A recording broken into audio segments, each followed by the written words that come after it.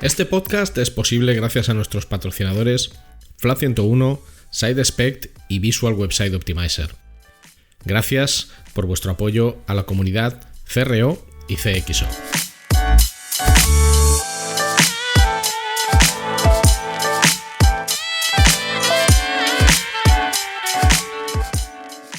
Hola, mi nombre es Ricardo Tallar y estás escuchando CRO Café, el podcast de referencia en CRO, que son las siglas de Conversion Rate Optimization, y también el podcast de referencia en CXO, que son las siglas de Customer Experience Optimization, y en diseño y optimización de productos y servicios digitales. Aquí hablamos sobre nuestro trabajo como profesionales digitales con el objetivo de compartir, entretener y aprender, a veces en solitario y a veces con la mejor compañía de otros profesionales que pasan por este podcast. Yo estoy delante del micro, pero detrás está Luis Miguel Ferrer, que es quien hace que cuando escuches esto todo se oiga estupendo y fantástico. No le vas a oír, pero él es, sin duda alguna, el hormigón y el pegamento de este podcast. Gracias por tu tiempo y tu interés. Puedes preguntar lo que quieras o sugerir invitados o hacer cualquier comentario escribiéndome a través de mis redes sociales. @rtallar, RTAYAR, en Twitter e Instagram, o a través de LinkedIn buscando mi nombre, Ricardo Tallar, y estaré encantado de leer tu opinión, mensaje, comentario o lo que sea. Y ahora vamos a disfrutar del podcast.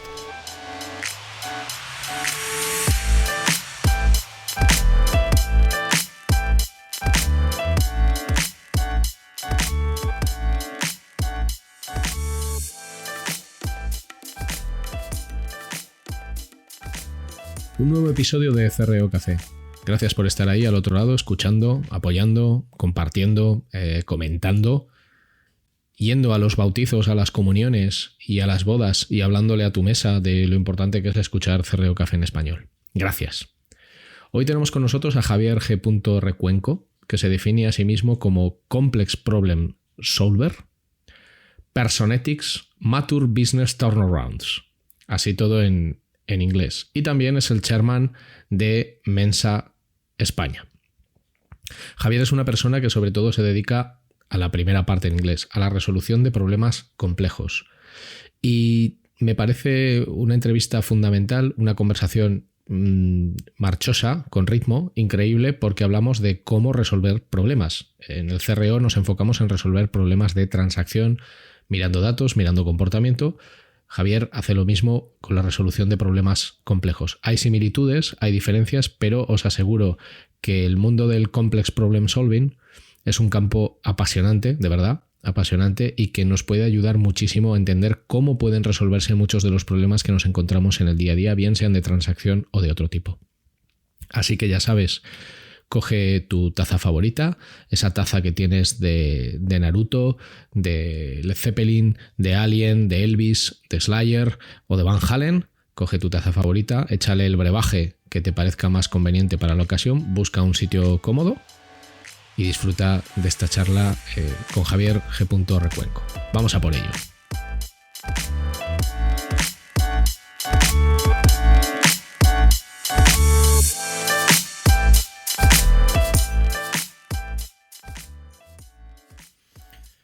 Hoy tenemos con nosotros a Javier G.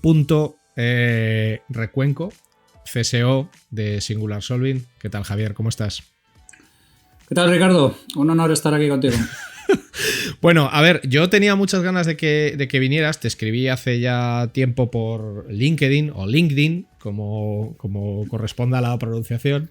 LinkedIn, que diría Miki. Porque si las personas que nos estáis escuchando no conocéis a Javier G. Recuenco, en Twitter tiene unos hilos fantásticos sobre multitud de temas, a veces totalmente inconexos entre sí, pero yo diría que con un hilo en común, que es cómo un problema aparece y cómo generalmente se trabaja para resolverlo, o por lo menos para entenderlo, en primer lugar. Y de hecho tu especialidad, corrígeme si me equivoco, es lo que se conoce como CPS, que son las siglas de Complex Problem Solving, ¿correcto? Absolutamente. Pues explica, vamos a empezar por el principio, algo que hago con todas las personas que pasan por aquí, que es que nos cuentes quién eres, para aquellas personas que no te conozcan, qué has estudiado, cuál es tu historia, en qué batallas te has fajado y a qué te dedicas actualmente.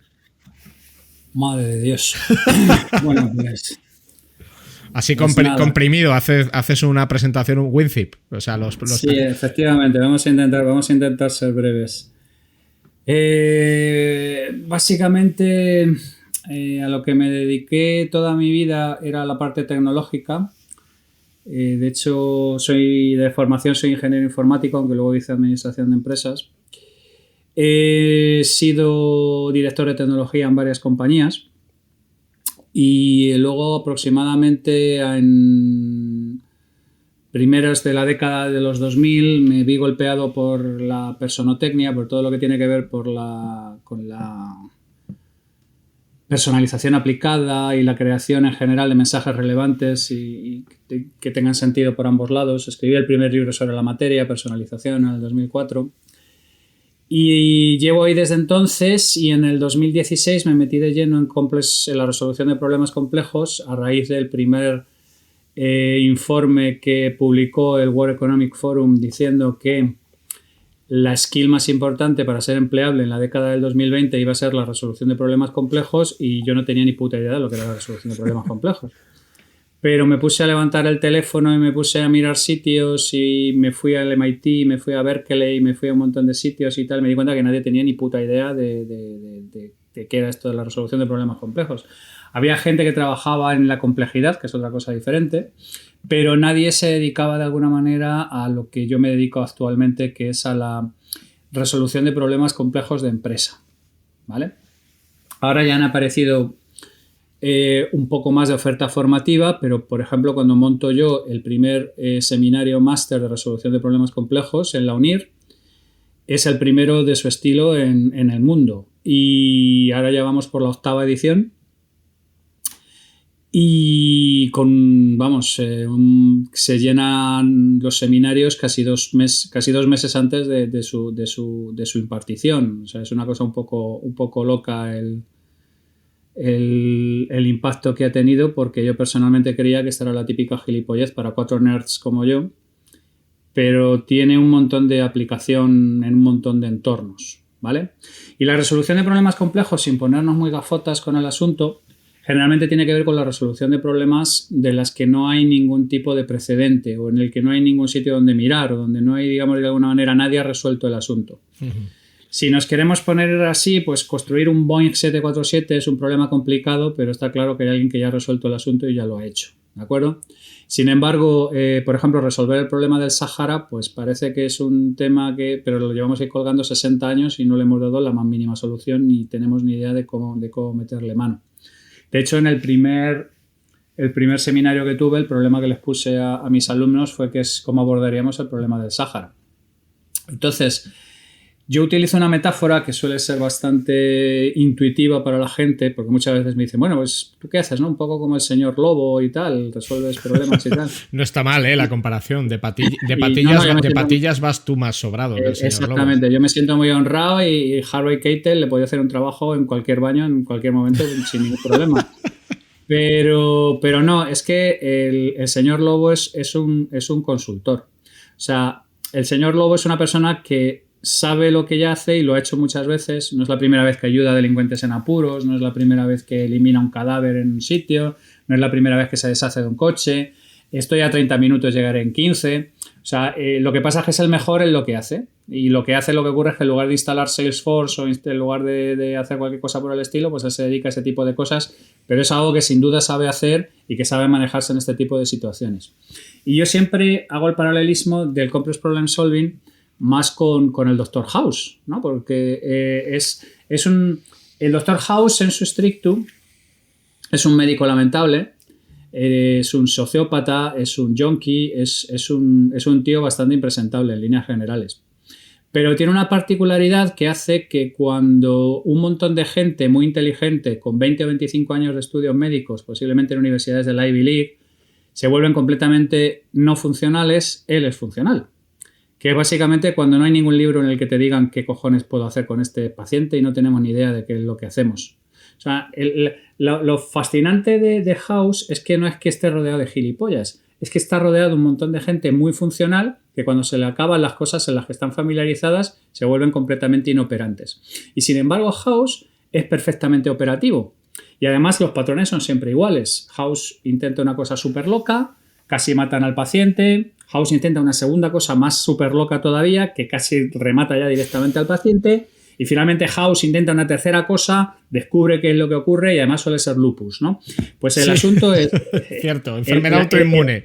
Exactamente. El asunto es que fundamentalmente House es funcional cuando el resto de la gente no es funcional. Una de las cosas que yo les enseño a mis alumnos en el máster es a sentirse incompetentes. Porque claro, la gente que me viene y dice, oye, a ver, ¿cómo puedo obtener el 10? Digo, nos hemos equivocado de sitio, ¿vale? Mira, ahí tienes la facultad de ingeniería donde yo estuve, te van a enseñar 80 maneras de resolver cosas complicadísimas y cuando te venga la 81, que es un tema que no tienes ni puta idea de cómo meterle mano, pues te vas a bloquear y te vas a quedar como un ciervo debajo de los faros de un coche, ¿vale? Mientras que aquí el tema es que yo te lanzo un desafío aparentemente irresoluble para el que desde luego no estás cualificado y si eres capaz, digamos de alguna manera, de superar la fase de asumir tu propia incompetencia, entonces ocurre dos cosas maravillosas. Que es, hay una parte de alumnos que florecen como auténticas orquídeas en la noche y te hacen unos trabajos que alucinas y hay un montón de gente que directamente deja el seminario. O sea, dice, mira, tiro la toalla, abandono, no hay manera o sea, no sé cómo meter esto a mano, no sé cómo hacer esto, no tengo ni idea. Y es que la gente me viene súper deformada de los centros académicos donde realmente lo que te enseñan es a resolver una serie de cosas y a replicar esa resolución de problemas de una manera mecánica. Y si eres bastante bueno en esto, pues te emiten una especie de certificado de resolvedor de cosas ya resueltas. Mientras que la parte del Complex Problem Solving es completamente diferente. Es, oye, ¿cómo eres funcional si te lanzan en paracaídas con un botijo y un abrelatas del explorador en medio de la selva amazónica? Es otro concepto completamente diferente. Y además, un problema complicado siempre ha sido antes un problema complejo. ¿Vale? Antes ha habido alguien que no tenía ni puta idea de meterle mano hasta que alguien se ha abalanzado sobre el asunto y lo ha resuelto. Y el ser capaz de resolver problemas complejos no tiene nada que ver con lo inteligente que seas, ¿vale? Yo suelo contar la anécdota de Michelangelo, de Miguel Ángel Buonarroti, que el tío va y como es un artista, como no ha habido otro igual, pues dice, bueno, pues si hay que pintar frescos, aquí voy yo y mi polla y pinto frescos. Y el tío pintaba sus frescos y la tinta se le corría, los pigmentos se les corrían. Lo volvía a borrar, volvía a hacerlo y se le volvía a correr. Y no tenía ni puta idea hasta que el tío se acercó a los maestros fresquistas de aquel entonces y le hicieron ver que tenía que mezclar tierra de siena con los pigmentos porque si no aquello se le iba a correr. Entonces, los fresquistas de Florencia, que no merecerían ni atarle a las sandalias a Michelangelo Buonarroti, conocían un tema que él no conocía porque no era un problema que él hubiera abordado. ¿De acuerdo? Entonces, todo esto que se ha ido transmitiendo de manera en términos de academia por la academia y en términos del trabajo normalmente a través del mecanismo del aprendizaje y del aprendiz, que es algo que se ha ido perdiendo, ¿no? El gremio, todo este tipo de historias, pues ahora mismo resulta que el porcentaje de problemática no resuelta está en máximos históricos, porque el porcentaje de incertidumbre sobre qué es lo que va a ocurrir sobre un montón de cosas está en máximos históricos. Entonces hemos entrenado a un montón de gente a funcionar de manera taylorista y a comentarle que si aprenden lo suficiente aquí serán capaces de bandearse en la vida y no les hemos enseñado a gestionar escenarios en los cuales la naturaleza de los problemas a los que se enfrentan no tienen ningún sitio a donde dirigirse o a donde mirar, por decir de alguna manera. ¿Vale? O sea, realmente hablamos más de una forma de pensar y de una forma de enfrentarse a los problemas que de una cualificación técnica. Absolutamente. Vale. A ver, a lo mejor hay gente que se pregunta, joder, Ricardo, has traído aquí a este señor, que es como una versión madura del Lobezno, con el pelo un poco más chato, menos encrespado que Hugh Jackman, esto para los que no le veis. ¿Qué tiene esto que ver con el CRO o con el marketing digital o con tal? Bueno, para mí tiene mucho que ver. Porque cuando tú haces un proyecto de optimización, que es a lo que yo me dedico desde hace muchos años, en realidad te estás enfrentando a un problema. Y es muy curioso esto que has dicho, porque yo cuando doy clase, yo siempre digo, hay una manera bastante fácil de resolver los problemas. Digo, y entonces no tiene mucho mérito, que es seguir el guión de lo establecido. Es decir, a ti ya te han enseñado, pues haciendo A sucede B. Si te encuentras este problema, haz esto y lo resolverás. Y suele ser cierto. O sea, hay un conjunto de problemas que se dan en muchos e-commerce y en muchos negocios digitales que por el simple hecho de tener experiencia resolviéndolos o de haber leído un montón de libros donde se explican un montón de técnicas de cosas que podrían funcionar, tú las pones en marcha y funcionan. Pero eso no basta para marcar el gran diferencial. Y el gran diferencial está en los problemas que tú te encuentras, pero que no tienes ni pajolera idea de dónde tienes que mirar para resolverlos, que es justo lo que tú acabas de contar. Entonces yo muchas veces, es curioso porque cuando le doy clase a gente, siempre hay algún alumno que me pregunta, Ricardo, pero para resolver esto, ¿qué me tengo que leer? Y yo siempre les digo, no, es que no te tienes que leer nada, porque no hay nada donde vayas a leer cómo resolver este problema en concreto que te estás encontrando en este e-commerce que ha dejado de facturar X millones de euros o que está teniendo unos problemas de transacción terribles. Eres tú el que tiene que empezar pues, a formular sus hipótesis, a tener sus creencias y a empezar a experimentar y a probar cosas a ver si encuentras la raíz del problema. Y esto le cuesta a muchísima gente, que en realidad lo que le gustaría es tener un manual que tiene todo que ver con lo que has comentado de los médicos que están alrededor de House. Lo que le gustaría es tener un manual donde haciendo A, B y C se resuelven los problemas. Por eso para mí, por supuesto, CPS es a una escala y a una dimensión mucho mayor, pero tiene mucho que ver, porque cuando nosotros nos enfrentamos a un problema, muchas veces no sabemos por dónde empezar. Sabemos que el problema existe, sabemos que el problema está ahí, sabemos que no vendemos, pero no sabemos por qué. Y empezar a entender el por qué para mí es la primera parte. Para poder resolver un problema tienes que entender de dónde viene. Y tú compartiste una vez, o lo hablamos, no recuerdo exactamente, una especie de diagrama de Venn de las disciplinas que era necesario controlar para entender un problema y acercarte a resolverlo. Y yo tengo un diagrama de Venn hecho desde hace ya bastantes años en mi propia metodología de cómo hay que resolver un problema de CRO y se parece un montón, sin haberlo hablado nunca ni haberlo compartido. Corrígeme si me equivoco, creo recordar que en tu diagrama para resolver un problema habría que entender, en primer lugar, el comportamiento de las personas. En segundo lugar, la economía. En tercer lugar, la tecnología. Creo que lo cuarto era la capa social. ¿No? Eso ahí me he equivocado. Bueno, pues ahora me lo refrescas tú. Creo que había un factor X. Sí. ¿Y qué es lo que me he dejado? La capa de complejidad. Las ciencias de la complejidad. Vale, entonces yo creo que el comportamiento, todos los que escuchan esto y tú y yo creo que lo tenemos claro, que básicamente es entender con una base psicológica amplia cómo las personas nos comportamos y reaccionamos ante situaciones, productos, servicios, etc. La parte tecnológica es lo mismo, o sea, entender la tecnología en la que te desenvuelves. La parte económica quizás es más compleja, o sea, ahora hablamos de esto. El factor X, ahora nos lo cuentas tú. Y la otra que me he dejado, que se me ha vuelto a olvidar, ¿cuál era? Las ciencias de la complejidad. Las ciencias de la complejidad. Mira, en esto estoy pez. ¿Por qué esas 5 partes y qué peso tienen cada una para poder resolver un problema? Vale, en realidad vamos a ir acotando un par de cosas, ¿vale? Venga. La primera es que este es un framework mío para resolución de problemas complejos de empresa.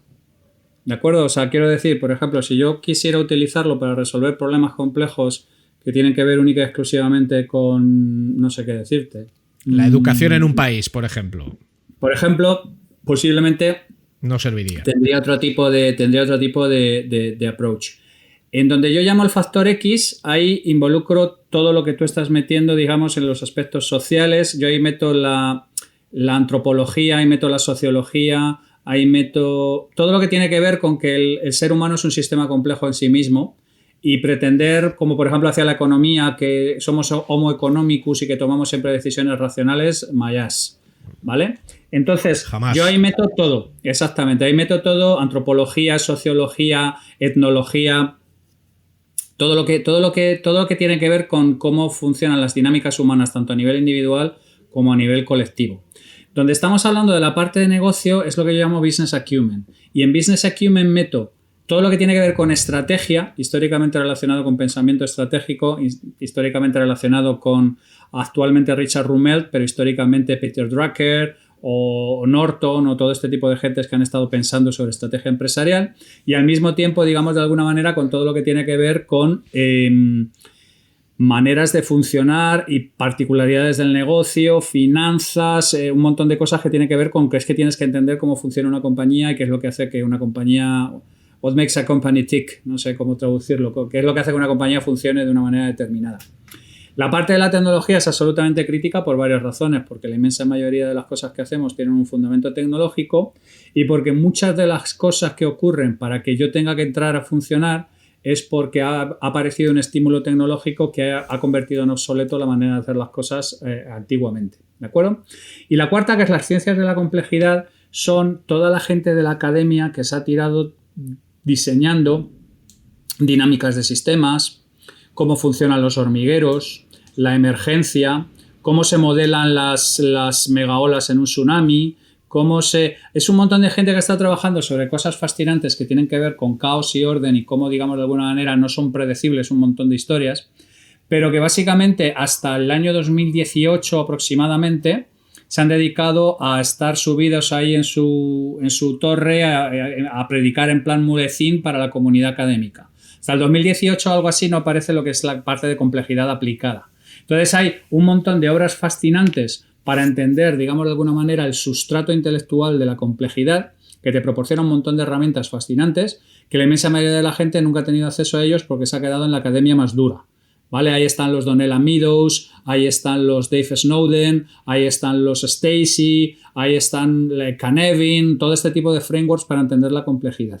Entonces el tema es que la complejidad es una cosa, los negocios y la estrategia empresarial es otra, el factor X y el entendimiento del comportamiento humano es otra y el tema de infraestructura tecnológica es otra. Entonces uno de los problemas que hay generalmente, porque naturalmente este framework es muy parecido al tuyo, pero evidentemente tú te has sacado el tuyo para resolver tu problema y yo me he sacado el mío para resolver mi problema. Exacto. Todo este framework normalmente lo que ocurre es que está planteando que son necesarios una serie de equipos orquestados porque las skills que tiene un antropólogo no son las skills que tiene un programador o un desarrollador, ¿de acuerdo? Y además la parte de antropología, sociología, etnología, este tipo de cosas, yo estoy muy encaminada a rescatarla e integrarla para solucionar este tipo de cosas porque hay un montón de profesiones cuyo destino fundamentalmente era limpiar mesas y servir combos de patata y bebida grande, ¿vale? Era la típica cosa que no era que tuviera una salida empresarial particularmente gloriosa, pero son críticas a la hora de entender cómo funcionamos los humanos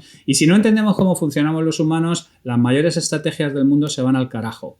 Yo hice un hilo turras precisamente sobre Factor X y hablé de varias cosas como el asalto perfecto al banco de Acasuso en Argentina, que se va a tomar por culo porque uno se folla a quien no debe y su mujer va y los delata en comisaría, o aquel comando etarra que los detienen a todos porque el que alojaba al comando, uno de los del comando, pues no pudo mantener la serpiente tranquila y se tuvo que zumbar a la mujer del que los alojaba. Y entonces este va y canta la traviata.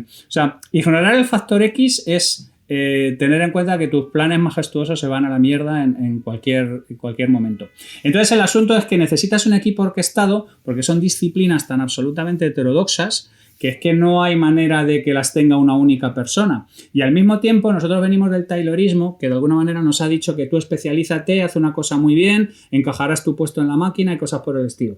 Y entramos en el mundo de la inmensa incertidumbre, donde digamos de alguna manera el taylorismo te está premiando que tú tengas visión de túnel y cuando tú quieres entrar en un mundo de altísima incertidumbre lo que te premia es que tengas una visión mucho más amplia.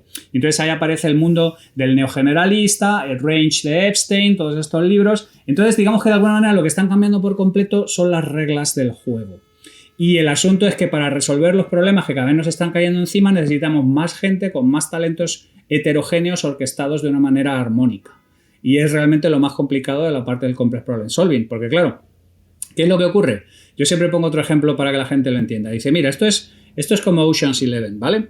Si tú te quieres asaltar el Bellagio y quieres reventar un casino que está cubierto de medidas de seguridad hasta las tetas y encima tiene al frente a Andy García, que no puede ser más hijo de puta, y encima se está cepillando a tu ex, tú necesitas lo mejor de cada casa para asaltar aquello, ¿vale? Y eso implica que necesitas al contorsionista, al informático, al experto en explosivos, al experto en comunicaciones y que tienes que entender que quien te está decidiendo el número de gente que necesitas ahí no es otra cosa que la naturaleza del problema. Por eso hay una imagen en un momento dado en el que Brad Pitt habla con os estoy hablando de la versión más moderna, de la gente está más familiarizada, porque en realidad es un remake de una peli de los 60, creo recordar, donde Brad Pitt le habla a George Clooney y le dice, joder, necesitamos uno más, y el otro dice, necesitamos uno más, ¿vale? Entonces, la naturaleza del problema es la que te determina la gente que necesitas para solventarlo. No puedes decir tú, bueno, pues con estos 6 a ver qué puedo hacer, porque normalmente lo que ocurre cuando te enfrentas a problemas complejos es que el problema te reviente. Entonces, una de las cosas que más intimida a la gente normalmente es esta multidisciplinariedad. Pero es que es así, la naturaleza del problema complejo es así. O cuando yo hablo con la gente digo, a ver, libros de la disciplina, y recomiendo 150. Tengo mi lista de libros CPS, así es. Tengo una lista publicada colgando el heavy metal y tal. Doy fe que es cierto, sí, sí. Claro, y la gente dice, pero hijo de puta, pero a ver, que es que esto necesito una vida para leer esto. Digo, bueno, claro, pero si te quieres dedicar a esto, tienes que hacer esto. Y está ahí el libro de Donella Meadows de Thinking in Systems, que es académico a matar, y está la biografía de Sammy Hagar, ¿vale? Y la gente me dice, pero tío, pero ¿qué tiene que ver esto con...? Dice, si tú quieres ver un equipo disfuncional que se va a tomar por el culo porque echan al orquestador cuando no deben, echa un vistazo a los Van Halen, porque es un ejemplo que es que no hay un ejemplo mejor, ¿vale? Entonces, la gente se siente muy intimidada al principio. Y entonces, insisto, generalmente se suele separar el tema en 2 grandes campamentos. El campamento de los que lo abrazan, que se vuelven fanáticos absolutos, y el campamento de la gente que tira la toalla. Y tengo otra teoría que tengo que demostrarla, a ver cómo la puedo hacer, porque pienso que España puede ser el centro mundial de resolución de problemas complejos. Porque nosotros tenemos una manera... Sí, nosotros tenemos una manera de enfocar las cosas del mundo, sí, exactamente. Nosotros tenemos una manera de enfocar las cosas en las que, como el chiste del infierno español, sabemos perfectamente que el día que hay escalera no hay cubo, el día que hay cubo no hay escalera, el día que hay cubo y escalera no hay mierda, y el que no, el demonio está de resaca y no viene a torturarte. Mientras que un montón de gente tiene una mentalidad mucho más estructurada y mucho más... Y en el momento en que aparece un tipo de cosa absolutamente impredecible, se bloquean por completo como cervatillos debajo de los focos. Bueno, entonces, pero esto es muy habitual, ¿eh? O sea, yo creo que los problemas, y da igual la magnitud, en muchas personas generan una situación de bloqueo ante la incapacidad de no saber por dónde tirar, porque una vez más no encuentran ese manual de instrucciones que están buscando.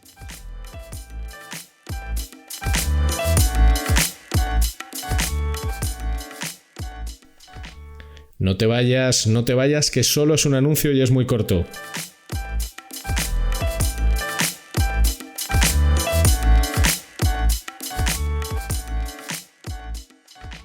Si necesitas ayuda profesional para mejorar la conversión de tu negocio digital, tu mejor opción es contar con Flat 101.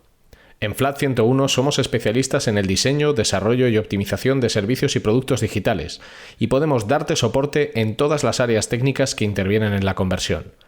Más de 15 años de experiencia profesional en más de 500 proyectos de conversión para multinacionales y startups a tu servicio, con el mejor equipo de profesionales CRO que vas a encontrar. El resultado nos importa y el cómo conseguirlo también. En Flat 101 estamos listos para ayudarte.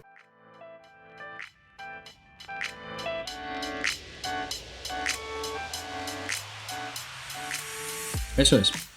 Pues yo lo que les digo a mis alumnos es que esa fase es imprescindible. O sea, hay que aprender a sentirse incompetente. Y hay que aprender a, siendo incompetentes y asumiendo tu incompetencia, a ser capaz de formular cosas para intentar abordar ese problema que te está haciendo. Y la gente que se queda en la sensación de incompetencia, ahí se queda y ahí se muere como un geranio sin regar. Y es importantísimo porque no todo el mundo lo hace. No todo el mundo trasciende a esa sensación de incompetencia. Y digamos que de alguna manera...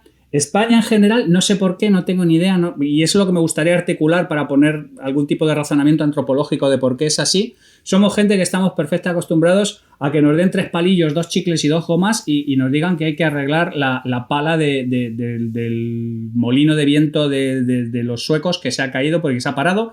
Y mientras un alemán se bloquea por completo ante la locura de lo que le acabas de decir encima de la mesa, un español se queda ahí pensando y se saca algo del... No sé por qué, tengo ni idea. Yo creo que es por el sol. Porque te voy a decir por qué. Porque siempre que este tema sale, que sale con mucha frecuencia, es que yo, por ejemplo, he trabajado en el extranjero y supongo que tú también y tal, es que los españoles no sé cuántos.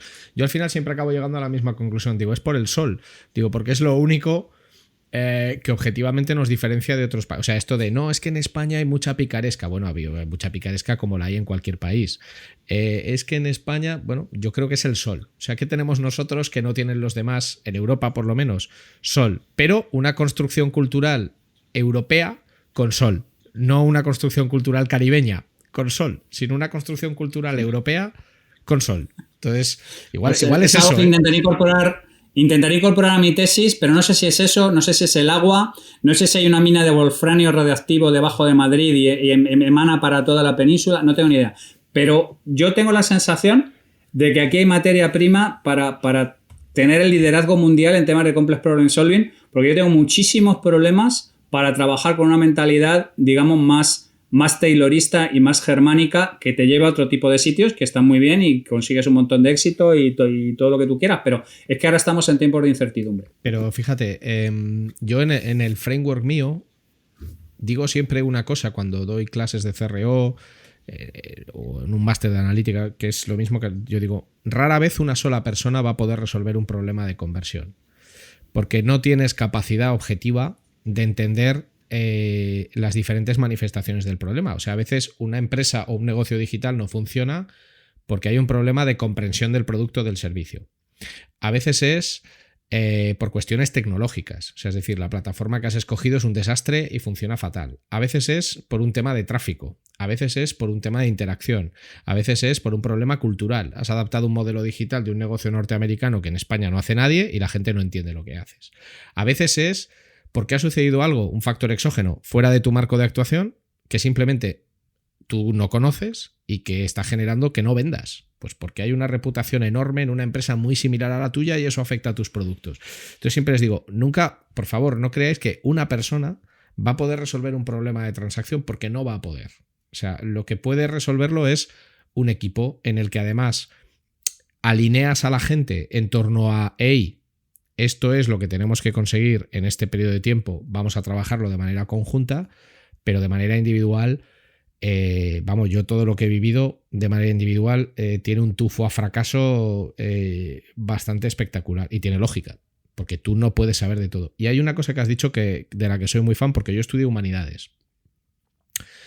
Y esa concepción de que hay que ser un especialista, yo a veces digo una frase que a lo mejor es una mierda, pero que para mí tiene sentido. Digo, entender la globalidad es mi especialidad. O sea, es decir, las formaciones en humanidades están resultando mucho más provechosas que de lo que pudiera parecer en un principio, porque los problemas, entre comillas, que hay con los perfiles muy técnicos es precisamente ese enfoque de resolución orientada a aquello que se nos ha enseñado cómo hay que hacer. Pero cuando hay que tener algo más de pensamiento creativo o lateral o inventarte algo, pues bueno, hay perfiles que sufren mucho. Y yo creo que lo que le da mucho miedo a la gente cuando tiene que resolver un problema, o en mi caso un tema de conversión a nivel de CRO, es que, o sea, a mí hay una pregunta que me hacen mucho, que es, pero si hacemos esto, ¿tú me garantizas que vamos a mejorar un tanto por ciento? Y yo siempre respondo lo mismo, no. Digo, porque si te lo garantizo, te miento. Digo, lo que sí te puedo garantizar es que si no haces nada, el problema va a ir a más, hasta que, en mi caso, acabe destruyendo tu organización, tu compañía o tu negocio. Pero es curioso cómo cuesta muchísimo pensar en términos de que hacer algo no tiene por qué darme un retorno directo económico, sino que simplemente si no lo hago, pues me expongo a un mal mayor. Y yo creo que esto le da miedo a mucha gente, que tú no tienes nunca garantías de que aquello que estás haciendo o que estás diseñando para resolver un problema funcione. Por eso no debes de hacer una cosa, debes de hacer muchas. Claro, es que, vamos a ver, varias de las cosas que has dicho conectan directamente con lo que hago yo. La primera es que normalmente un problema tiene causa raíz múltiple. Es un poco como un accidente aéreo. Para que un avión se hostie no falla una sola cosa. Casi todo está redundado y casi todo está pensado. Generalmente es una cadena de acontecimientos catastróficos que te llevan a un sitio concreto, ¿vale? Lo cual nos lleva al hecho de que necesitas a varias personas que trabajen en ello. Lo segundo es que muchas veces hay un tropo, porque este tropo del equipo multidisciplinar es súper usado en cine, en novelas, en un montón de cosas, que es la parte de que la orquestación se da de manera espontánea, ¿vale? La gente sabe perfectamente qué es lo que tiene que hacer, en qué momento tiene que entrar, cómo tiene que entrar, qué es lo que se espera de ella, todo este tipo de cosas. Bueno, pues eso es completamente falso. Sobre todo si trabajas con equipos, con gente con mucho talento, es muy complicada y hay que dedicar tiempo específico a la parte de orquestación cognitiva, que es una de las cosas más complicadas que hay. Y tercero, el asunto es que nuestro cerebro de natural es totalmente averso a la incertidumbre. Nuestro cerebro es una máquina diseñada para ahorrar energía y está loca por colocar los heurísticos o los procedimientos almacenados que ya tiene, pero loco, ¿eh? O sea, pero está que no sabes hasta qué. Entonces, cualquier cosa que implique pensamiento lateral, que es un término, por ejemplo, de Edward de Bono, que yo siempre hablo de que los padres del Complex Problem Solving, muchos de ellos son psicólogos o psiquiatras, porque son los primeros que estuvieron trabajando con el sistema complejo primigenio, que era el ser humano. Cuando tú estás hablando de gente que tiene que entrar en temas de pensamiento lateral, cada cosa que tienes que hacer le tienes que esguinzar el cerebro. Tienes que sacar al cerebro de donde está, de su zona de confort, producirle un esguince. Me gusta el concepto de esguince cerebral, ¿eh? Sí, no, tienes que tener... Es que no hay pensamiento novedoso que no proceda de un esguince cerebral, porque lo que no es esguince cerebral es heurístico, ¿vale? Y entonces el asunto es que, insisto, el cerebro es como un detective vago que quiere cerrar los casos cuanto antes, ¿sabes? Quiere darle carpetazo y a tomar por culo. Mira, esto suicidio. Oye, que tiene 10 puñales clavados en la espalda. Suicidio, claro, a tomar por culo. No hay más historia.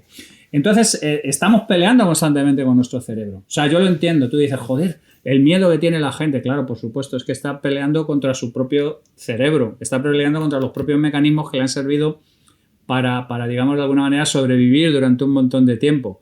Entonces, no es cuestión de reprochar, ni es cuestión de hacerle ver a la gente los mecanismos que está teniendo. Y no todo el mundo es capaz de entenderlo ni asumirlo. Y otra cosa que tienes que entender, y por ejemplo en mi caso está clarísimo, es que yo no puedo trabajar con todo el mundo. Yo, si alguien me dice, pero tú me garantizas hacer esto, yo le digo siempre lo mismo. Digo, mira, seguro es la muerte, los impuestos y el fraude publicitario. Y ya está, o sea, no hay ninguna otra cosa. Si no eres capaz de asumir que estamos trabajando con algo que requiere una cierta experimentación, no te metas en esto, ni plantees este tipo de problema, ¿de acuerdo? Entonces, está enterradísimo en nuestro cerebro el miedo a la incertidumbre, pero es que el miedo a la incertidumbre te impide abordar los problemas de manera seria. Y entonces normalmente lo que terminas es con mecanismos de un tamaño para todos, las recetillas, esto para todo el mundo, el martillo y los clavos y todas estas metáforas que implican que tú realmente no te estás adaptando a la naturaleza del problema, sino que estás intentando imponer tu visión del mundo al problema. Y al problema, francamente, tu visión del mundo se la suda. No, totalmente. Estaba yo pensando, claro, nosotros resolvemos problemas realmente, básicamente problemas de transacción, o sea, problemas sencillos, ¿no? O sea, ¿por qué alguien no compra algo? ¿Qué puedo hacer para que un cliente sea recurrente en lugar de comprarme una vez y desaparecer durante 2 años? ¿Cómo puedo crear unos mensajes o unas rutas de navegación más persuasivas que, sin entrar en la manipulación, pues hagan que en lugar de vender 1, pues vendo 3?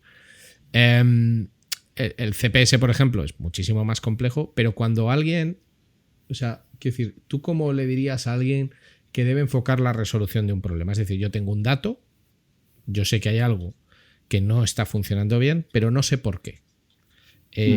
¿Dónde debo empezar a mirar? Lo primero que tienes que empezar es a darte cuenta de que necesitas más información y que necesitas hablar con todos los stakeholders del asunto, ¿vale? Hay un término japonés que a mí me gusta mucho, que es Genchi Genbutsu, que viene a ser algo así como que desde tu jodida oficina en Alcobendas no vas a saber exactamente qué le está pasando a esta gente aquí. Así que más vale que te vayas allí, te pongas en su chepa, veas qué es lo que hacen, cómo lo hacen, por qué lo hacen, y además habla con la gente de arriba y habla con la gente de abajo, ¿vale? Yo he estado trabajando en hoteles y he estado con el CEO discutiendo la aproximación y luego me he levantado a las 6 con las camareras para ver cómo montaban las habitaciones y cómo dejaban las amenities, ¿vale? Entonces, yo siempre digo que la solución a este tipo de problemas está un poco como la caja de 10 cerrojos de Mortadelo y Filemón.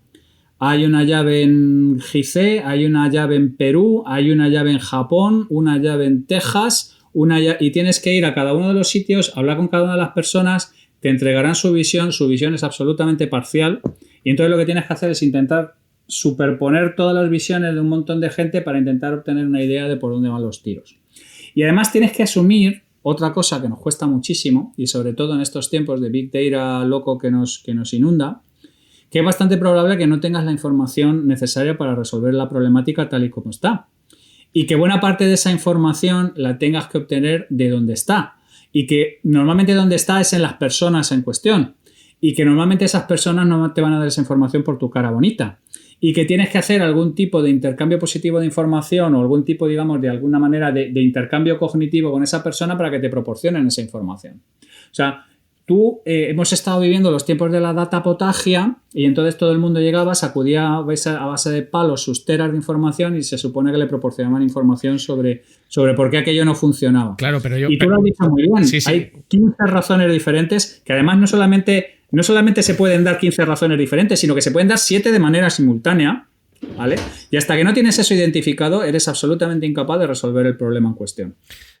A mí me gusta detenerme un momento en este punto porque, claro, en el mundo digital parece que los datos son la solución a todo y tienen la respuesta a todo. Yo siempre he sido muy fan y muy defensor del análisis cualitativo, cuantitativo y cualitativo, y sobre todo de complementar los datos con la investigación de usuarios, ¿no? Con el UX Research o con la etnografía o con cualquier cosa que te permita observar el comportamiento. Yo, por ejemplo, algo que recomiendo a todo el mundo es que hable con su SAC, con su servicio de atención al cliente, que son los que verdaderamente se comen la mierda todos los días de lo que a un cliente no le gusta del producto o del servicio. Y además se lo dicen, se lo escupen a la cara. O sea, porque cuando tú llamas para quejarte, pues la educación generalmente la dejas aparte, ¿no? Hay quien más y hay quien menos.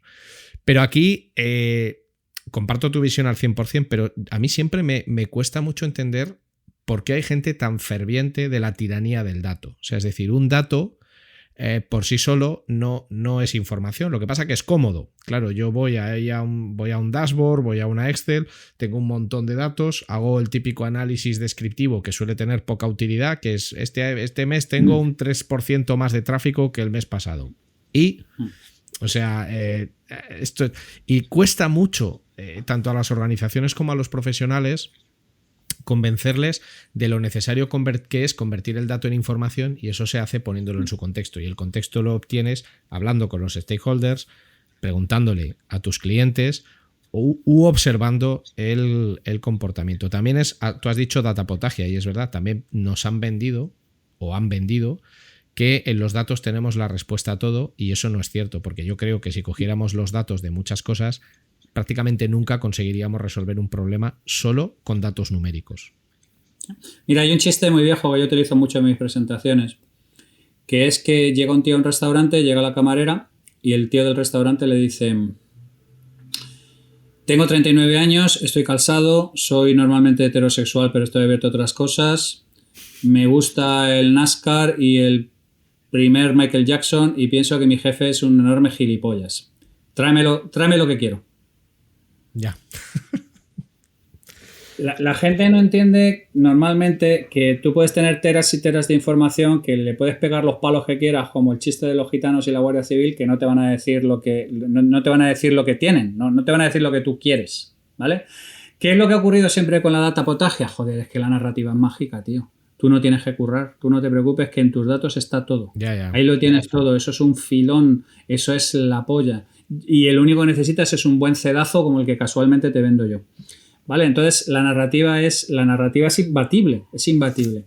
Oye, que es que mira, yo estoy de acuerdo, tienes una panza y te sobran 15 kilos y das asco, pero no vayas al gimnasio, ni hagas dieta, ni te putees, ni nada por el estilo, que yo te doy aquí una pastillita, tú te la tomas durante 30 días y vas a flipar porque vas a terminar como vamos, maciste en los toros. Es que el ser humano es muy sensible a este estilo de narrativas y se las come todas porque son tan bonitas, son tan maravillosas, son tan ejemplares. Claro, es mucho más difícil cuando yo voy y le digo a la gente: mira, es que hemos hecho el Human Data Model de los atributos que necesitas para que tu propuesta de venta funcione y que la comunicación sea relevante, y abran tu puto mail y te hagan caso y te respondan, y el 90% de la información que necesitas es que no la tienes. Como no lo has identificado, no tienes mecanismos de captura, ¿vale? Y como no tienes mecanismos de captura bien ponderados, la gente, aunque los pusieras, la gente no trabaja para Formularios Sin Fronteras, no está para rellenarte a ti tus datos, sino que tienen que obtener algo a cambio de todo este tipo de cosas. Entonces, no puedes competir con quien ha ofrecido la pastilla o quien ha ofrecido la solución mágica o quien ha ofrecido la data potagia, porque lo que tú estás diciendo es: cabrón, cierra la boca, cabrón, vete al gimnasio, cabrón, haz las cosas como es debido. No sé cómo decirte. No es un discurso sexy, no es un discurso falso. No es un discurso sexy. Eso es. Entonces, estamos en el negocio. Uno tiene que también darse cuenta de si está en el negocio de solucionar el problema a su cliente o si está en el negocio de vender asuntos, ¿vale? Y además, una vez que te han comprado algo, ya hay una inversión de ego que previene el hecho de levantarte a una mesa y decir: señores, me han estafado. En eso está basado también el Tocomocho, en eso también está basado en la estampita, el timo de la estampita y este tipo de cosas, en que la gente que es estafada se siente lo suficientemente estúpida muchas veces como para no admitir abiertamente que le han estafado, porque es una persona que era un afán de estafar al pobre tonto, o no les retrata correctamente, ¿de acuerdo? Entonces, ha habido una narrativa construida alrededor de los datos, porque con los suficientes datos tú puedes hacer lo que quieras. Lo que ocurre es que una plataforma no te los va a dar. Y no, por más que sacudas los teras que tienes de información operacional, no vas a obtener la información que necesitas para que tu email o para que tu comunicación o para lo que sea sean efectivos. Entonces, hemos hecho pasar un trasunto de importancia de los datos a un trasunto de: si masajeas los datos con mi herramienta mágica, te va a proporcionar una información que en realidad no tienen.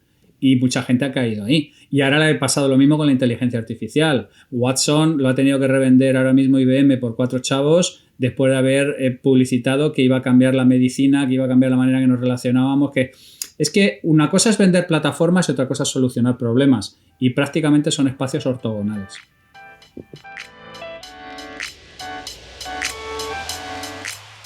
Ahora es el momento de una pequeña promo.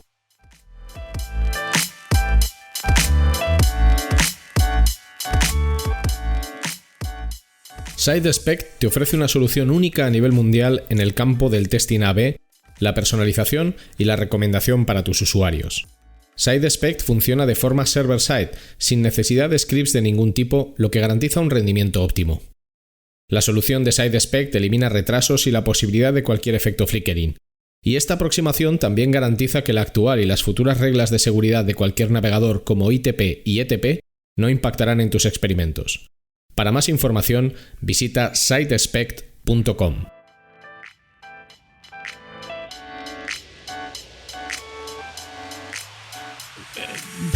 Totalmente de acuerdo.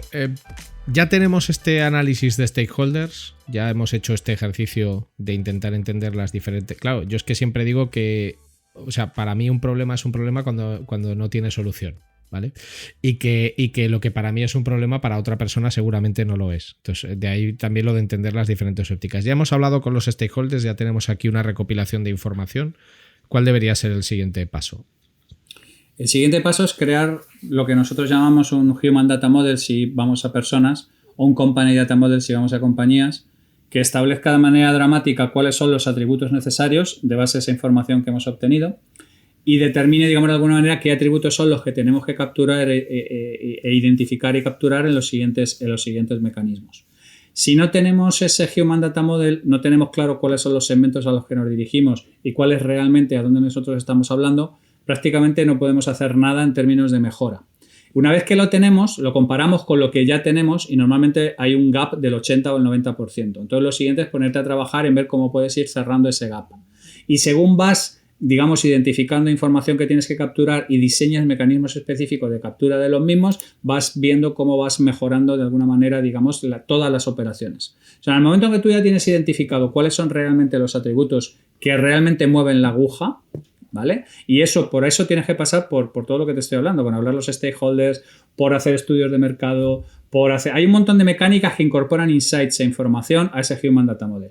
Cuando ya lo tienes, lo siguiente es decir, oye, ¿cuál es mi propuesta de valor para esta gente? Y eso modifica, por ejemplo, tu portfolio, cómo tienes que tocar el portfolio que tienes ahora mismo, si el portfolio que tienes ahora mismo coincide con la gente a la que te quieres dirigir o no coincide en absoluto, porque muchas de las cosas que nosotros nos damos cuenta es decir, oye, mira, si hemos dicho que nos vamos a dirigir a este cliente y resulta que tenemos todo el portfolio dirigido a otro cliente completamente diferente, ¿quién tiene la disonancia cognitiva? ¿La gente de producto o la gente de...? No, es que nosotros queremos a lo mejor un cliente determinado aspiracional, pero todo el resto de la compañía está orientado a producir un producto concreto que va a otro cliente completamente diferente.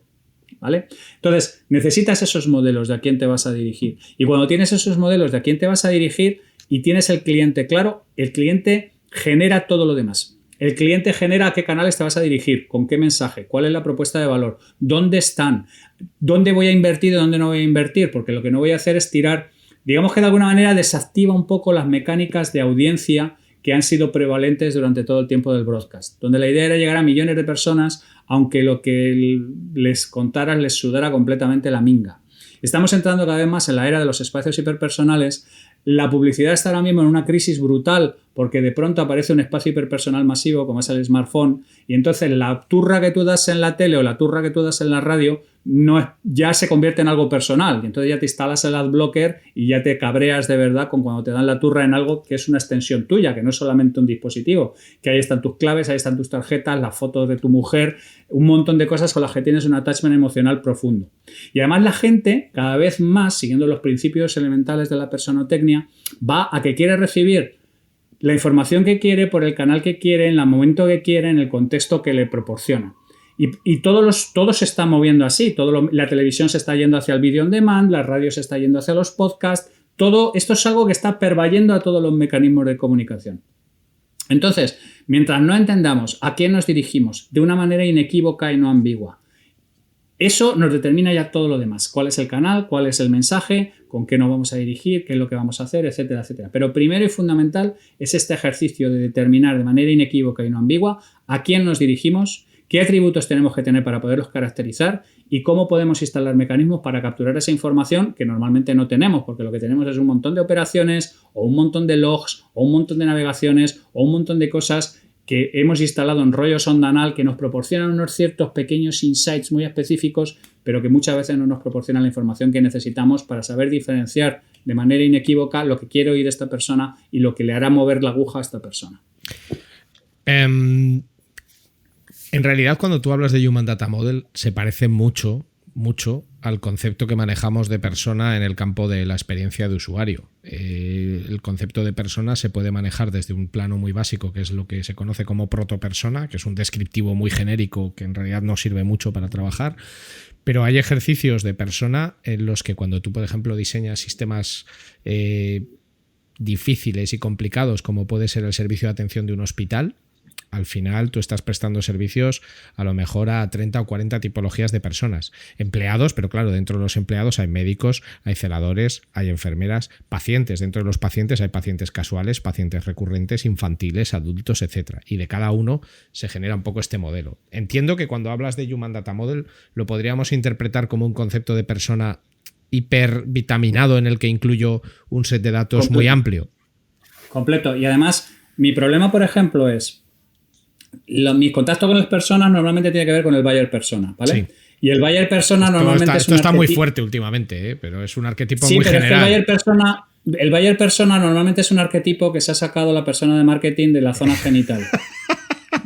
O sea, no, digamos que no ha hecho el trabajo duro, ¿vale? Y además el problema del persona es que no es contextual. Porque es que el Human Data Model además es contextual, porque tiene que ser contextual. Porque nosotros, por ejemplo, cuando estuvimos trabajando para los hoteles, nos dimos cuenta que no tiene nada que ver la misma persona cuando es de lunes a viernes por razones de trabajo, a cuando llega el fin de semana y quiere un fin de semana romántico, a cuando va con la familia o a cuando va con cualquier otra cosa. Las personas contienen multitudes además y por eso es importantísimo también, aparte de determinar las personas, como tú lo llamas, determinar los contextos para los que son vigentes cada una de las interacciones que relacionan y que pueden modificar de alguna manera el comportamiento. Nosotros lo hicimos, por ejemplo, para un recomendador audiovisual. Y cuando estuvimos analizando el asunto nos dimos cuenta de que había, por ejemplo, la gente consumía contenido televisivo de manera completamente diferente si estaba solo, si estaba en familia, si estaba con amigos. Y además nos dimos cuenta de que había una posición concreta que era siesta, ruido de fondo. y había contenidos televisivos que eran de puta madre para mandarte al sobre. Ahí estaba la Vuelta Ciclista, ahí estaban los documentales de leones del Serengeti. Y esa misma persona, en la posición correcta, puede estar viendo un documental interesantísimo, o cuando está completamente frito después de una semana de la hostia, ver First Dates. ¿Vale? Entonces, el tema es que yo me compro por completo el paralelismo, con el problema de que cada vez que me he encontrado con un buyer persona, generalmente el señor de marketing se lo ha sacado de la genitalia.com, y que normalmente el contexto es algo que es ajeno a la segmentación. Cuando yo digo, no, perdona, es que esta persona tienes que modelar en qué contextos se comporta de manera diferente. Si se comporta de manera diferente, dependiendo de que ocurra una serie de circunstancias, tú tienes que modelar también el contexto. Claro, pero aparte de eso, el paralelismo que traes es completamente Pero por válido. ejemplo, cuando tú haces un ejercicio de personas bien hecho, que para mí la mayoría de los buyer personas que veo no lo son, por ejemplo, en el ejercicio de personas, los comportamientos de una persona cuando utiliza su smartphone o su ordenador del trabajo son diferentes. Es decir, tú puedes tener a alguien que está utilizando, su smartphone en su casa y está viendo porno duro, y en el trabajo no va a hacer eso, pero es la misma persona, con las mismas motivaciones, el mismo perfil sociodemográfico. Yo tengo una frase que digo que se puede tener 3 doctorados y que te guste el porno con ponis. Claro que sí, se puede. Y cosas peores. Se puede. Y una vez que hemos hecho este ejercicio, ya entramos en lo que para nosotros sería la fase de diseño de acciones y de testar y aprender de los tests que ponemos en marcha, si ahí tenemos aprendizajes que podemos incorporar al producto o al servicio, o si lo tenemos que descartar. Eso es, mira, de hecho, yo, otra de las cosas que me cabrean más del mundo es la gente que ha leído mal a Eric Rice. ¿Vale? Del Lean. Sí, exactamente. La gente que piensa que mira, el asunto es muy sencillo, es empezar a tirar espaguetis a la pared y alguno se pegará, ¿vale? Y empezar a hacer test A/B y cosas por el estilo y tal. No, vamos a ver, no. El propio Eric te lo dice, oye, tú, cuanto más pienses, menos experimentos tienes que hacer. Cualquier cosa que tenga que ver con resolución de problemas complejos parte de una asunción experimental. Fíjate lo que hace House. Lo intenta una, lo intenta dos. Es que no hay otra manera de aprender a resolver un problema complejo que no parte de un cierto nivel de experimentación, pero lo que te estás saltando, hijo de puta, son los pensamientos previos, la necesidad de articular el pensamiento de una manera coherente. Y cuanto más pienses, menos espaguetis tendrás que lanzar a la pared. Y entonces la gente que se vuelve loca con que todo es MVP, y vamos a hacer cualquier mierda en el MVP, es siempre igual, tío, de verdad. Cada hora que dediques a pensar son 10 horas que te vas a ahorrar de programar. Piensa un poco, haz estos ejercicios. Pero es que Javier, pensar es un activo muy escaso, ¿eh? O sea, hay una frase... Pero es que eso es desesperante, tío. Es que es lo único que nos diferencia de las máquinas, que es que en todo lo demás nos dan por el culo. Que las cosas que son estrechas ya en ajedrez, en Go, nos rompen el trasero. Lo único que nos diferencia y que nos garantiza vamos a poder hacer es pensar, tío. Y hay una guerra abierta contra el pensamiento. Bueno, pero es que hay gente que entiende que un proyecto de experimentación es un éxito por el número de test que lanzas, cosa que yo siempre he criticado y me muestro súper contrario, porque es que pienso exactamente lo que tú digo. Bueno, igual nos interesa estar 4 días dándole a la cabeza y pensando soluciones, que probemos 3 y una sea un petardazo que te mueres y 2 fallan, en lugar de vamos a lanzar estupideces a lo loco, que es lo que se ve en muchísimas organizaciones, donde yo conozco muchas organizaciones en las que su KPI principal para determinar el grado de implementación que tiene la cultura de experimentación en su organización es el número de test que lanzan. Y siempre digo, esto es absurdo. ¿Te acuerdas aquellos sistemas en que recompensaban el número de bugs que encontraban en los programas? Sí. ¿O tú no tenías un amigo de estos que iba por todos los sitios, por los bares, diciéndole a las chicas follas? Bueno. Y luego ya te decía, oye, pero esto te funciona, dice 1 de cada 100, pero con preguntar a 100 ya tengo el cupo cubierto. Pero es que el tema de la experimentación, o sea, a ver, ni parálisis por análisis, ni estar ahí con el mono encima de un reactor a todo trapo, o sea, pero evidentemente que tú consideres que estás teniendo una buena cultura de experimentación por el número de experimentos que lanzas es un error enorme. Es como si tú midieras la calidad de cualquier cosa que haces en la vida por la cantidad de veces que la haces, aunque sean operaciones muy sencillas. Es que un test es cambiar el color de un botón. Oye, pues vamos a probar 80 colores de botón, ya hemos lanzado 80 tests. Pues de puta madre. ¿Qué impacto ha tenido eso? Ninguno. O sea, ¿por qué? Porque es una soberana estupidez. Si tú crees que alguien va a contratar tu seguro o va a abrir una cuenta bancaria contigo porque el botón para hacer clic es azul, verde, amarillo o rosa, pues chico, háztelo mirar. O sea, en alguna medida podrá influir algo, pero una cosa despreciable. Si es que volvemos a lo mismo, lo que la gente quiere y lo que es una oferta imbatible siempre es sonar moderno sin cambiar el statu quo. Bueno, la bala de plata. Lo que la gente quiere es la bala de plata, que con una bala de plata mato al hombre lobo y ya no tengo que preocuparme de nada. Eso es. Lo que la gente quiere es sonar moderno y sonar ayornato y sonar que lo estás haciendo bien, pero sin desafiar realmente el statu quo, sin mover sillas, sin hacer challenge a la estructura actual y sin nada por el estilo. Entonces, si tú eres lo suficientemente, no sé cómo decirlo, desvergonzado como para plantear un escenario en el cual estás diciendo yo te voy a hacer parecer ayornato y no vas a cambiar eso generalmente suele tener un éxito comercial brutal. Pero claro, eso es tanatopraxia, eso es maquillar cadáveres, eso es otra cosa completamente diferente. No estamos hablando de resolver problemas. Yo no me considero que esté compitiendo en la misma categoría que esa gente. Ya. Bueno, yo creo que podríamos seguir mucho rato, pero ya nos acercamos a la hora y quizás sea buena idea que volvamos a tener una conversación de estas sobre algún tema ya más concreto, más específico. Me gusta mucho lo que nos has contado porque creo que para las personas que nos escuchan les ayuda a entender cómo el CRO, cómo la optimización en realidad es un primo pequeño o un bichico pequeño de resolución de problemas, porque la práctica totalidad de lo que nos has contado es 100% aplicable no al mundo digital, sino a cualquier tipo de problema que te encuentres en la vida, literalmente.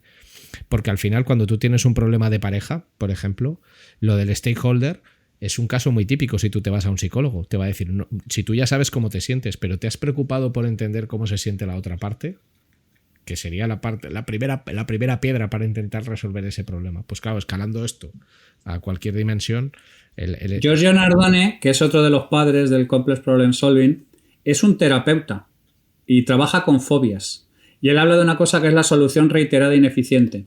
Que es cuando haces una cosa, no funciona, haces la misma cosa 2 veces que no funciona, y haces una tercera porque esta vez va a funcionar porque magia. ¿Vale? Ya. Y él habla siempre de la empatía. El qué, el quién, el cómo, el cuándo, el dónde y qué piensan los demás. Porque empatizar es esguinzar el cerebro, lo que te estaba comentando antes. No estamos naturalmente diseñados para empatizar. Hay gente que se empata de natural y tiene una ventaja competitiva de la hostia, pero la mayor parte de nosotros nos cuesta muchísimo ponernos en la cabeza de los demás. Es que es muy difícil, Pero bueno, yo creo que también esto lo consigues cuando, y aquí hay una parte de experiencia vital, esto lo consigues, que tú puedes tener mucha experiencia vital con 30 años, y ninguna con 60. Pero esto lo consigues cuando, yo creo que la empatía viene cuando tu experiencia vital se ha encargado de darte el suficiente número de hostias para que te quede claro que tú no eres el centro del universo y que tus posturas están muy bien, pero que otras personas las ven de otra manera. Pero ahí te han tenido que variar como a los olivos un poco, para que... Yo creo que es muy difícil, seguramente habrá personas que lo tendrán como un atributo natural, pero es muy difícil empatizar hasta que tú no has sufrido en tus carnes muchas veces la falta de empatía.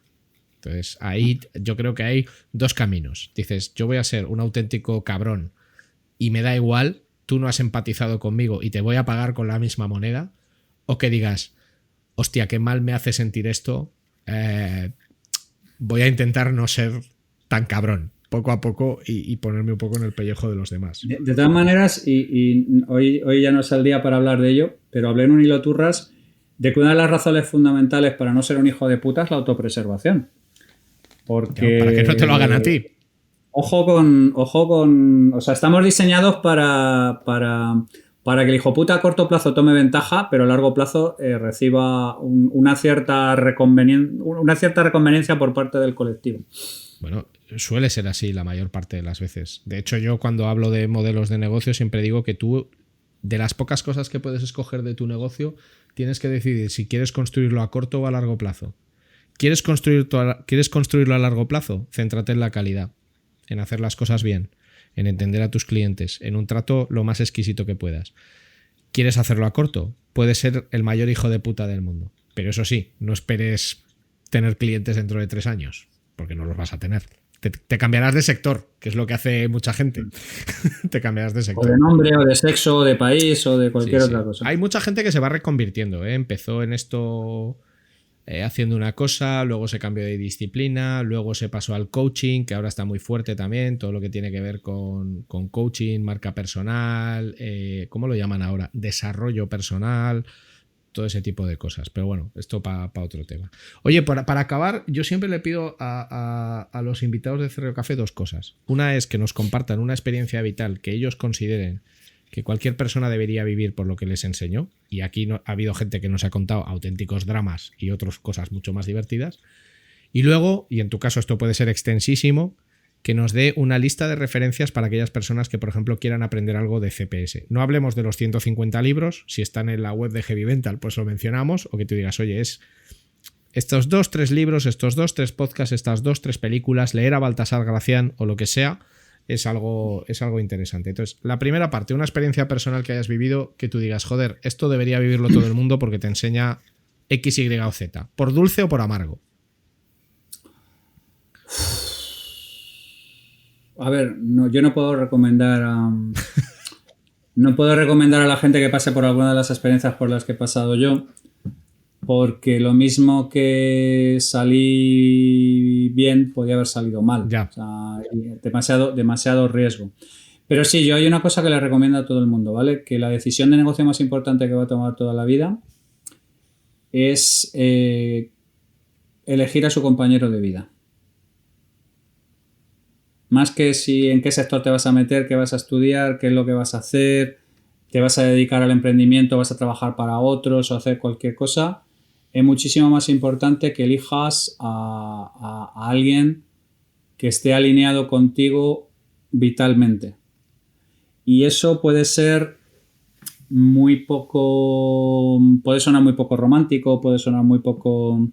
Pero yo siempre digo lo mismo, mi mujer y yo hicimos unas listas de agreement antes de todo exhaustivísimas y aquí estamos 20 años después y hay un montón de gente que se casa con gente que parece que son idénticos y que te das cuenta de que no estamos en la misma longitud de onda y es un tema complicado, entonces si yo tengo que decir a la gente es que tengan en cuenta que es imposible hacer buenos negocios si de alguna manera has elegido un compañero de vida que no es la persona correcta para lo que tú quieres hacer o para lo que queréis hacer. Si no habéis llegado a una especie de proyecto de vida común, lo vas a tener muchísimo más complicado.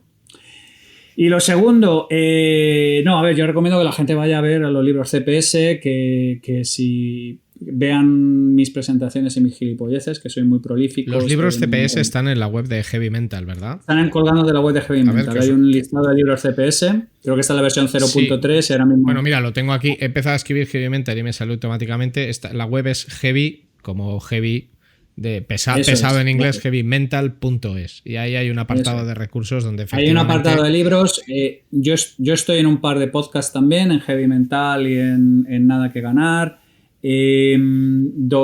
Publico mis hilos turras el sábado. Hay muchísima información y soy muy fácilmente accesible antes de que tú decidas si quieres echarle un vistazo a todo esto o no. O sea, soy muy prolífico, soy muy turras y entonces tengo un montón de información ahí para que podáis echar un vistazo y decidir si esto es algo para vosotros o no. O podéis hablar con la gente que ha ido al máster y atender al máster y insisto, la gente se divide normalmente en dos grandes grupos, los fanáticos que han disfrutado la experiencia muchísimo y la gente que han abandonado el curso porque no entendían la mecánica subyacente. Entonces es un tema que es para muy cafeteros, pero al que le gusta rabiar y no hay marcha atrás de ninguna clase. Pues con esto y diciendo que en esa lista de libros hay dos, los que Van Halen es protagonista, uno vía Sammy Hagar y otro es Running with the Devil, lo cual siempre está bien. Yo es que soy muy fan de Van Halen. Hay el protagonista es Noel Monk, que es un tío totalmente desconocido y que es crítico en el éxito de Van Halen y luego en la caída por despedirlo y por las razones por las que lo despidieron. Es que de eso hay mucho. O sea, yo ahora tengo pendiente, ahora me estoy leyendo la autobiografía de Johnny Ramón, que se llama Comando. Sí, Comando. Que no me está gustando demasiado, debo decir, pero yo creo... Él es que es un hijo de puta bastante importante, además. Sí, pero eso ya lo sabía, o sea, eso ya lo daba por hecho. Lo que pasa que es un libro, como es una autobiografía, es un libro excesivamente personalista. Entonces... No te leas ese. Si quieres ver de los Ramones, léete el libro del manager.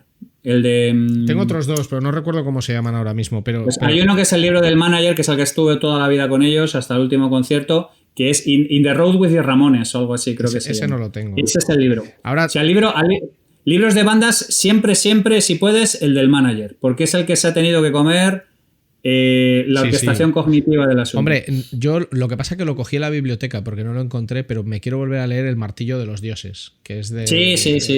Bueno, es un poco sensacionalista, ¿vale? Bueno, bien, pero es que... pero léete el libro de Peter Grant. Volviendo a lo del manager, tío. Léete el libro de Peter Grant. Y tengo ahora pendientes dos, que uno es el de Duff McKagan. Sí. Pero sí que... El más listo de todos. Totalmente, totalmente. Ahí lo ves, escribiendo columnas de economía, ¿Quién lo diría? Tengo uno de Duff McKagan y uno de Zappa, que tengo ahí para... Pues ese sí que si te gusta, porque es un tío que a mí siempre me ha fascinado, y su conexión con Steve Vai y todo este tipo de historias, pero nunca le he metido el diente a un libro suyo. Bueno, hay también un documental ahora sobre Zappa, que además el director del documental de Zappa es Alex Winter, que es el que era compañero de Keanu Reeves en las películas estas de Bill y Ted, que eran una absoluta majadería. El Bill y Ted, Bogus Journey y todo eso. Sí, eso es, que yo soy muy fan también, aunque son una absoluta estupidez, pero bueno. Bueno, y con este desvarío absoluto, darte muchísimas gracias, Javier, se me ha pasado en un vuelo. Espero que a las personas que nos habéis estado escuchando o nos escuchéis cuando sea, esto os haya entretenido, vitaminado y sido especialmente útil. Muchísimas gracias por tu tiempo. Un placer y un honor. Gracias por la invitación. Nos vemos en los bares.